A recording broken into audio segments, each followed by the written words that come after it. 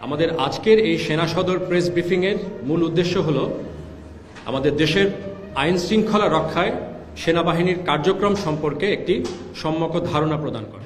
গত কয়েক মাসে বাংলাদেশের আইন শৃঙ্খলা পরিস্থিতি নিয়ে জনমনে উদ্বেগের সৃষ্টি হয়েছে।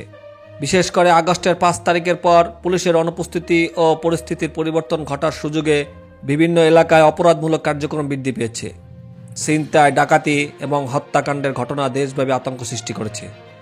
এমন পরিস্থিতির মধ্যে সাধারণ মানুষ ও ভুক্তভোগীরা সরকারের পক্ষ থেকে আরও কঠোর পদক্ষেপের দাবি জানাচ্ছে। ভুক্তভোগীর সাক্ষাৎকার। সিদ্ধিরগঞ্জের ইজিবাইক চালক মোহাম্মদ শামীম, যিনি সম্প্রতি তার ইজিবাইকটি ছিনতাইয়ের শিকার হয়েছেন, বলেন, এটা শুধু আমার জন্য নয়, আমাদের অনেকের জন্য ভয়াবহ।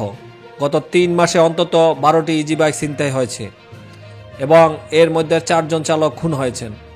এখন আমরা রাতে বাহির হতে ভয় পাই, কারণ কখন কি হবে সেটা জানা যায় না। শামীমের মতো অনেক চালক এখন একই আতঙ্কে দিন কাটাচ্ছেন।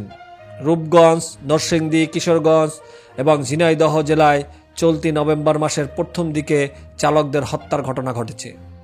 গণপিটুনি এবং বিচার বহির্ভূত হত্যাকাণ্ড। শুধু সাধারণ মানুষই নয়, সরকারের বিরুদ্ধে উদ্বেগ সৃষ্টি হচ্ছে। গত 10ই নভেম্বর ঢাকা চট্টগ্রাম মহাসড়কের সানারপাড় বাস স্ট্যান্ডে পুলিশ সদস্যদের ভুয়া পুলিশ আখ্যা দিয়ে গণপিটুনি দেওয়া হয়। তবে তদন্তে দেখা গেছে তিনি প্রকৃতপক্ষে বাংলাদেশের পুলিশ সদস্য ছিলেন। এখন ঘটনাগুলো সরকার ও আইন শৃঙ্খলা বাহিনীর দক্ষতা নিয়ে প্রশ্ন তুলছে। পুলিশিং ব্যবস্থায় শূন্যতা।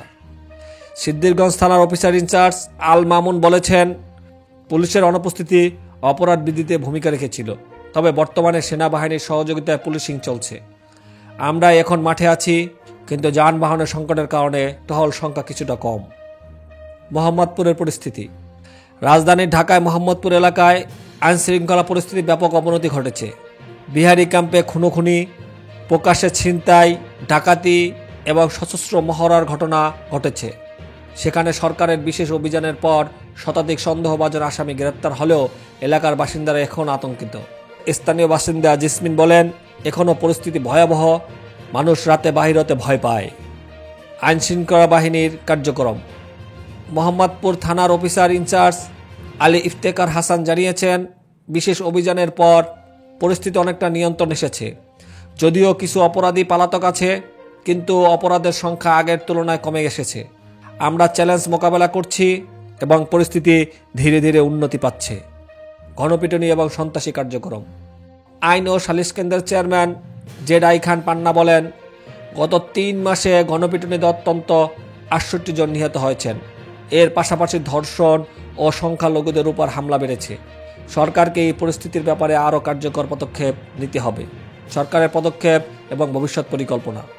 সরকারের পক্ষ থেকে জানানো হয়েছে যে আইন শৃঙ্খলা পরিস্থিতি নিয়ন্ত্রণে আনতে কঠোর পদক্ষেপ নেওয়া হচ্ছে।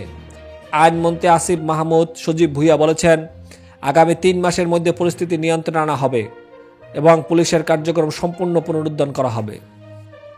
সেনাবাহিনীর ভূমিকা। বর্তমানে সেনাবাহিনী আইন শৃঙ্খলা পরিস্থিতি নিয়ন্ত্রণে সক্রিয়ভাবে কাজ করছে। সেনাবাহিনী এক ব্রিফিংয়ে জানিয়েছেন যে তারা 7 শতাধিক শৃঙ্খল পরিস্থিতি নিয়ন্ত্রণ করেছে এবং 6000 অস্ত্র, 2 লক্ষাধিক গুলি উদ্ধার করেছে। সেনাবাহিনীর কর্নেল ইন্তেখাব হায়দার খান বলেন, আমরা সম্মিলিতভাবে কাজ করে পরিস্থিতি আরও উন্নত করতে চেষ্টা করছি। আইন শৃঙ্খলা পরিস্থিতি নিয়ে চলমান সংকটের মধ্যে সরকার বিভিন্ন পদক্ষেপ গ্রহণ করেছে, তবে জনগণের দাবি অনুযায়ী আরও কঠোর এবং কার্যকর পদক্ষেপ প্রয়োজন। এই পরিস্থিতি কতটুকু নিয়ন্ত্রণে আসবে এবং জনগণের নিরাপত্তা কতটুকু নিশ্চিত হবে তা দেখার বিষয়।